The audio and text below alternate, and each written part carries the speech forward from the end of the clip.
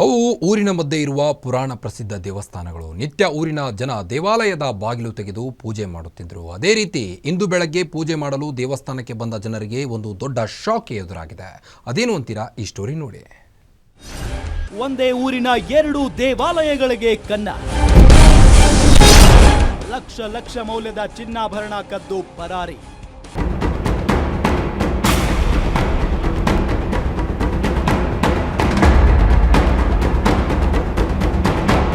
ಬೆಂಗಳೂರು ಹೊರವಲಯದ ಆನೇಕಲ್ ತಾಲೂಕಿನ ಸೂರ್ಯನಗರ ಪೊಲೀಸ್ ಠಾಣಾ ವ್ಯಾಪ್ತಿಯಲ್ಲಿ ಕಳ್ಳರ ಹಾವಳಿ ಮುಂದುವರೆದಿದೆ.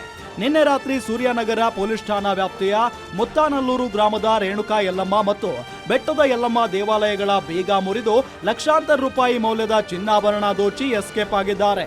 ಚಿನ್ನದ ತಾಳಿ, ಬೆಳ್ಳಿಯ ದೇವರ ಮುಖವಾಡ ಮತ್ತು ಹುಂಡಿ ಹಣ ದೋಚಿ ಎಸ್ಕೇಪ್ ಆಗಿದ್ದಾರೆ. ತಡರಾತ್ರಿ 2 ಗಂಟೆ ಸುಮಾರಿಗೆ ಎಂಟ್ರಿ ಕೊಡುವ ಮೂವರು ಮುಸುಕುದಾರಿಗಳು ಕಳ್ಳತನಕ್ಕೂ ಮೊದಲು ಇಡೀ ಊರನ್ನು ರೌಂಡ್ಸ್ ಹಾಕ್ತಾರೆ. ಬಳಿಕ ದೇವಾಲಯಗಳ ಬೀಗ ಮುರಿದು ನಗ ನಾಣ್ಯ ದೋಚಿದ್ದಾರೆ. ಕಳ್ಳರ ಕರ ಮತ್ತು ಸಿಸಿ ಕ್ಯಾಮೆರಾಗಳಲ್ಲಿ ಸೆರೆಯಾಗಿದ್ದು ಸಾರ್ವಜನಿಕರು ಕಳ್ಳರ ಕಂಡು ಬೆಚ್ಚಿ ಬಿದ್ದಿದ್ದಾರೆ. ಯಲ್ಲಮ್ಮ ದೇವಸ್ಥಾನ ಏನಾಯ್ತು? 3 ಜನ ಬಂದು ಅಲ್ಲೊಬ್ಬರು ನಿಂತ್ಕೊಂಡು ಇಲ್ಲೊಬ್ಬರು ನಿಂತ್ಕೊಂಡು ಈ ದೇವಸ್ಥಾನದ ಕಳ್ತನ ಮಾಡ್ಕೊಂಡು ಆ ದೇವಸ್ಥಾನಕ್ಕೆ ಹೋದ್ರು. ಅಲ್ಲಿ ಹೋಗಿ ಲಾಕ್ತೆಲ್ಲ ತೆಗೆದ್ಬಿಟ್ಟು ಅಲ್ಲಿ ಉಂಡಿಗೆ ದೇವ್ರ ಮೇಲಿರೋ ಒಡವೆ ಎತ್ಕೊಂಡು ಹೋಗ್ಯವ್ರು. ಇಲ್ಲಿ ಒಡವೆ ದುಡ್ಡು ಹೋಗೈತೆ. ಅವ್ರು 3 ಜನ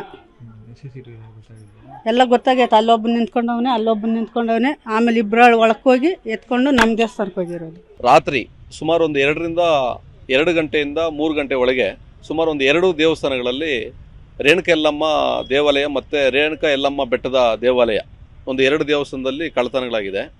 ಅದರಲ್ಲಿ ಸುಮಾರು ಏನೋ ಈ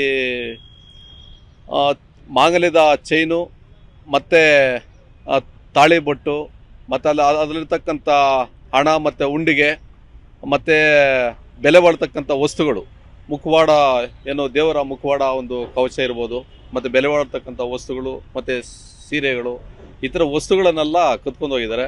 ಎಲ್ಲ 2 ಬಾಗಿಲುಗಳನ್ನ ಒಡೆದು ಈ ರೀತಿ ಆಗ್ತಾ ಇದೆ. ಮತ್ತು ಇದ್ರ ಹಿಂದ್ಗಡೆ ಒಂದು ಸುಮಾರು ಒಂದು 3 ಜನ ಬಂದು ಈ ರೀತಿ ಇದು ಪದೇ ಮುತ್ತಾನ ಗ್ರಾಮದಲ್ಲಿ ಈ ತರ ಆಗ್ತಾ ಇದೆ. ಇನ್ನು ಕಳೆದ 1.5 ತಿಂಗಳಿನಿಂದ ಸೂರ್ಯನಗರ ಪೊಲೀಸ್ ಠಾಣಾ ವ್ಯಾಪ್ತಿಯಲ್ಲಿ ಕಳ್ಳರ ಹಾವಳಿ ಮಿತಿ ಮೀರಿದೆ. ರೈತರ ಪಂಪ್ ಸೆಟ್, ಪ್ಯಾನೆಲ್ ಬೋರ್ಡ್, ತಾಮ್ರದ ತಂತಿ, ಕುರಿ, ಮೇಕೆಗಳನ್ನ ಬಿಡದೆ ಕಳ್ಳರು ಹೊತ್ತೊಯ್ಯುತ್ತಿದ್ದಾರೆ. ದೇವಾಲಯಗಳನ್ನು ಟಾರ್ಗೆಟ್ ಮಾಡಿ ದೇವರ ಒಡವೆಗಳನ್ನ ಕದಿಯುತ್ತಿದ್ದಾರೆ. ಮನೆಗಳ್ಳತನ ಸರ್ವೇ ಸಾಮಾನ್ಯ ಆಗಿಬಿಟ್ಟಿದೆ.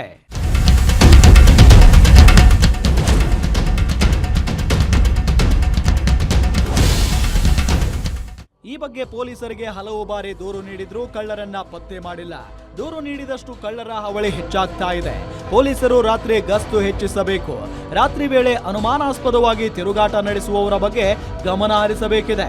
ಆದರೆ ಸೂರ್ಯನಗರ ಪೊಲೀಸರು ಕಳ್ಳರ ಬಗ್ಗೆ ನಿರ್ಲಕ್ಷ್ಯ ವಹಿಸುತ್ತಿದ್ದಾರೆ ಅಂತ ಸಾರ್ವಜನಿಕರು ಆಕ್ರೋಶ ವ್ಯಕ್ತಪಡಿಸಿದ್ದಾರೆ. Ambareesh Thimmegowda, guarantee news, Anekal.